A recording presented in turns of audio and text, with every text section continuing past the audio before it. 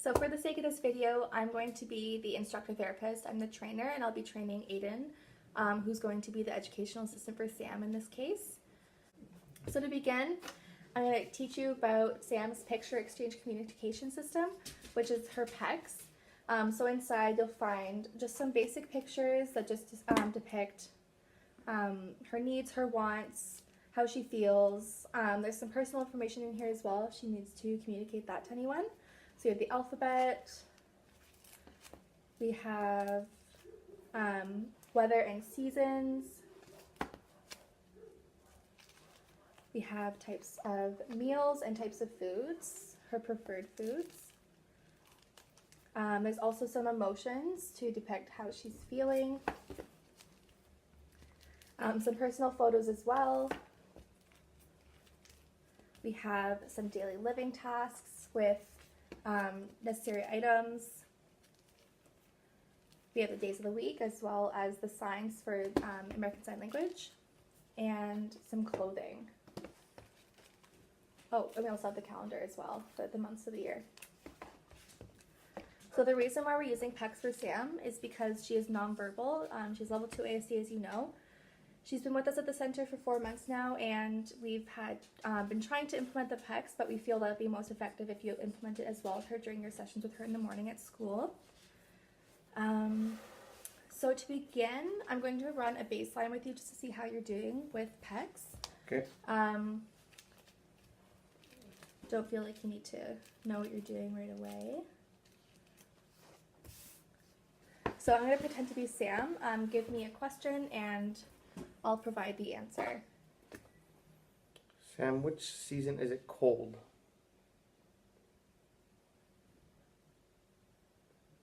This season it's cold, winter.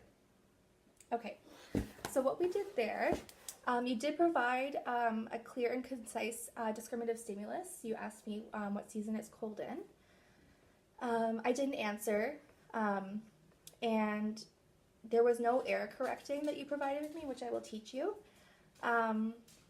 You didn't use most to least prompting with Sam, which I will teach you as well. And I'll also teach you about some high probability responses that you can provide with Sam just to boost morale and test to make sure that she knows the correct answer. And then we want to make sure that we're also providing positive reinforcement when she does correctly answer within 3 to 5 seconds of that. Okay. So we will take an evaluation again at the end just to make sure you have an understanding of everything. So Sam does have a most to least prompting schedule. By that meaning we want to use the most intrusive prompting with her. We also want to pair that with a verbal prompt just to help solidify that understanding. The first step in her prompting schedule will be a full physical prompt paired with a verbal prompt. So for instance, you gave me the SD of what season is it cold. So for a full physical prompt, I want you to grab Sam's wrist and guide her to the correct answer. So you can try it here. And with that, I want you to pair it with the verbal prompt. Winter is when it's cold, Sam. There we go. So that's correct. That's what you want to do. So we're going to start with that prompt for now, as Sam is still learning how to use this as well as we are. Should she need less prompting, we're using the most to least. The next step would be just to do a gestural prompt. So you could say, Sam, winter is the season where it's cold, where you would just point with the verbal prompt. Should she need even less than that, you can just point, and she can use that, or you can use just the verbal prompt, if that makes sense. So now that you have an understanding of the PECS, let's try and do an evaluation of that again. Also for when she does answer correctly, I want you to provide her with positive reinforcement. So high fives, social praise. At the center we do use like a token board with stickers, so you can use that as well here. We can make you one. I'm just going to go through the steps for the performance checklist just so you understand the steps to perform this tool and to use this tool with Sam. So we did determine step 1, which is the prompting schedule, so you want to use most to least. So we're starting with the full physical prompt.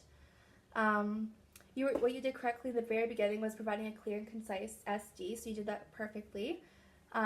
Should I answer or should Sam answer correctly, you're providing that positive reinforcement right away.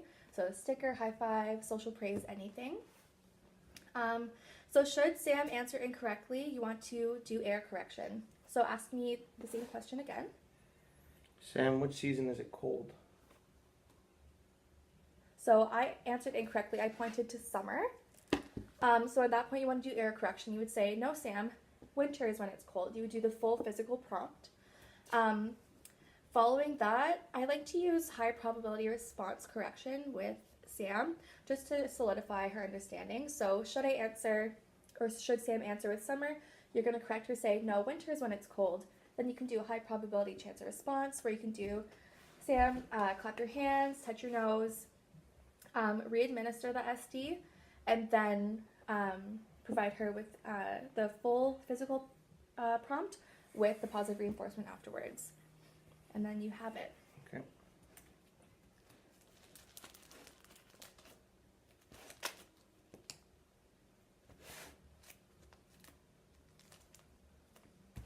All right, so we're going to do this again. So we did determine the schedule and the hierarchy necessary for the prompting.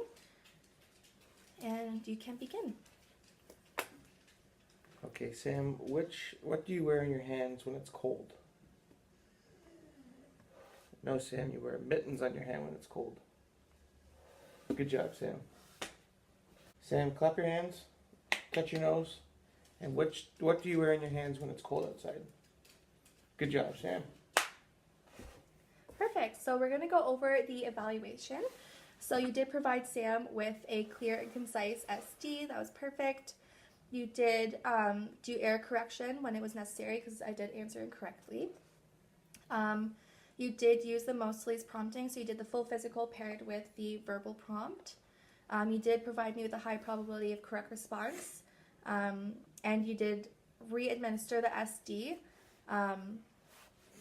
And when I did answer correctly, you did provide me with the social praise and high five after the correct response. So that positive reinforcement was there. So you did get 100% on that one. So I feel like you have a strong understanding of the PEC system. So excellent work on the performance checklist. It looks like you're ready to go and use this with Sam in her sessions with you every morning. Do you have any questions for me before we end the session?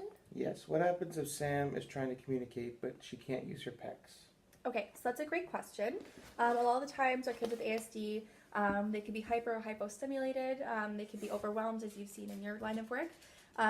So it's really good to have that verbal prompt or reminder and even a gestural prompt. Sam, use your words. So if you can see her maybe during classroom or on the playground that she's getting overwhelmed, you can bring her to her emotional PECs and say, Sam, use your words. How are you feeling? And Sam could provide you with that answer.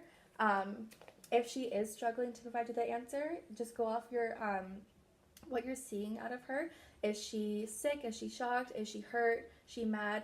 Point to give her the full physical prompt to the given PECs that you think she's experiencing. Usually she's pretty good at complying with that. If you're wrong, then she'll point you to the right one. It's just a matter of getting her to use the PECs. It is a new tool for her, so it's all a learning process. After you figure out what she is feeling, then you can ask her, what do you need? Whether she needs a break, she needs squeezes, she needs a hug, time to herself, or even the bathroom. That's something you can teach her to request as well, just by providing her with the PECs and saying, Sam, remember to use your words. And again, just giving her that prompt with the visual. Any other questions? I think that's all. Awesome. Thank you so much for meeting with me.